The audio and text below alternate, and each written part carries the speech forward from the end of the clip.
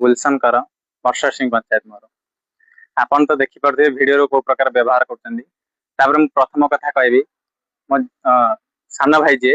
सान भाई को एससीबीसी जातिगत सर्टिफिकेट मिली जो पटा देकी से अप्रूव होती से पटा लगे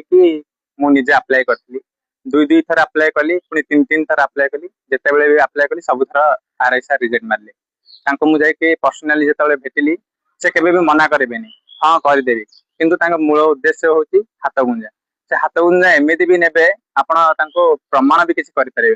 किसी डायरेक्ट भी ने कहीं से मिडिल मैन रखी था से धरा पड़ जा भय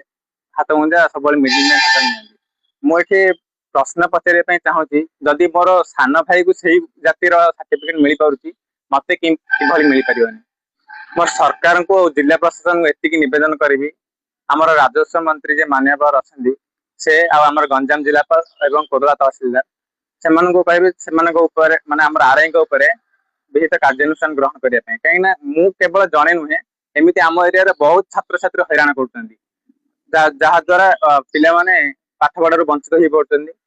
मुख्य कथा कहवा गले मोर से टाइम रे गोटे एग्जाम थिला से एग्जाम रे से सर्टिफिकेट मागी जद्वारा कि मुझे सर्टिफिकेट न दे पार जो शो न कर जो से एग्जाम मो वंचित भी हुई।